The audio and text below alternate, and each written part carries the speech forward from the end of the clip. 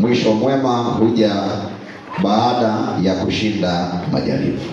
Kila mwisho mwema wa mtu yeyote ambao nauona kibibilia, mwisho wake ulikuwa ni mwema na ni wa baraka, ni kwa sababu aliyashinda majaribu. Huwezi kuwa na mwisho mwema kama hujashinda majaribu. Kanuni ya Mungu, hawezi kuachilia mema kwa mwanadamu aliyemwokoa kama hajashinda majaribu. Bwana asifiwe. Sema tena amen. Kwa hiyo mwisho mwema huja baada ya kushinda majaribu. Ndipo Mungu anaachilia wema, anaachilia baraka, anaachilia upako, anaachilia taji baada ya kushinda majaribu. Majaribu ni nini? Biblia, majaribu ni vipimo vya kiroho. Kwa hiyo ili uwe na mwisho mwema kwenye maisha yako ya kiroho, omba sana Mungu akupe ushindi kupitia majaribu ambayo yatakuja mbele yako. Omba sana Mungu akuwezeshe kustahimili ili yale mema yaweze kuja kwako. Majaribu ni vipimo. Vipimo hivi ni Mungu mwenyewe huwa anaviruhusu au huwa anavileta kwa mtu aliyemchagua mwenyewe. Kitu pekee ambacho Mungu anakifanya kwenye maisha ya mwanadamu ni kipindi kifupi ambacho Mungu anaruhusu mwanadamu ajaribiwe, lakini kipindi kirefu ambacho Mungu anaruhusu mwanadamu aishi katika baraka alizoshinda kupitia yale majaribu. Kwa hiyo Mungu hawezi kuruhusu majaribu yachukue muda mrefu kuliko wema ambao atataka uachilie kwako. Yeye huwa anaruhusu majaribu kwa muda mfupi, halafu mema unaishi nayo kwa muda mrefu sana.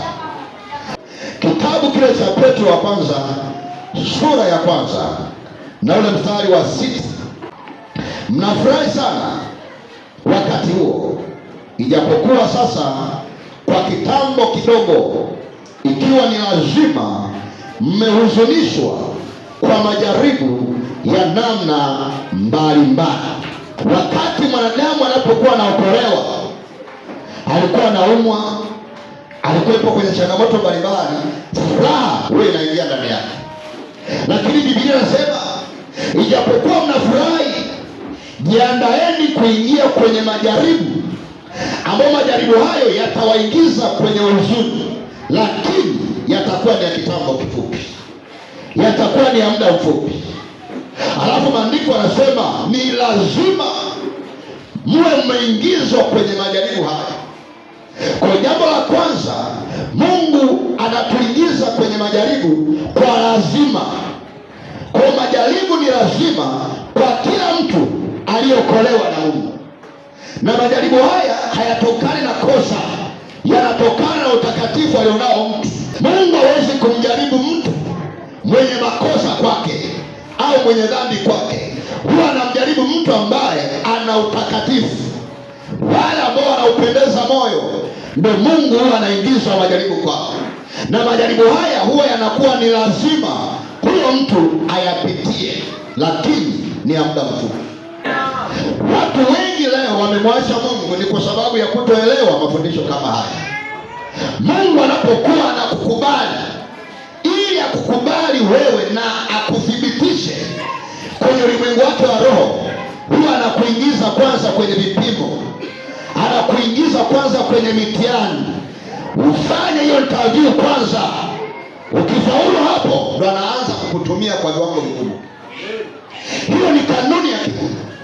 Sasa kanuni hii kwa watu ambao hawajui mifumo ya kiroho, na ndo hapo huwa wanaonekana watu kama hao wamepigwa na Mungu au wametengwa na Mungu au wamelogwa na shetani. Lakini Bwana anasema ijapokuwa mnafurahi, lakini lazima muingie kwenye huzuni itokanayo na majaribu ya muda mfupi, ambayo mimi mwenyewe Mungu nayaruhusu ya majaribu yaje kwenu.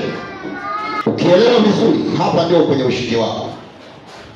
Ayubu sura ya kwanza na ule mstari wa kwanza, Biblia inasema palikuwa na mtu katika nchi ya Usi, jina lake alikuwa akiitwa Ayubu. Mtu huyo alikuwa mkamilifu, mwelekevu, mcha Mungu, mwenye kuepuka na uovu. Hizi ni sifa zake. Nimesema Mungu hawezi kumjaribu mtu ambaye hajamkubali. Mungu hawezi kumjaribu mtu ambaye ndani yake hana utakatifu. Mungu anajaribu watakatifu. Shetani ndio huwa anajaribu wenye dhambi, lakini Mungu huwa anaachilia vipimo kwa mtu ambaye tayari ameshasajiliwa, yupo kwenye himaya yake. Hata mtihani wa taifa wanafanya wale waliosajiliwa, wanasema chumba cha watahiniwa. Manake hawa ni watu ambao wamesajiliwa, ni wanafunzi halisi na wana sifa za kufanya huo mtihani. Ndio maana wanaitwa hawa ni watahiniwa, kwa sababu wana sifa zote.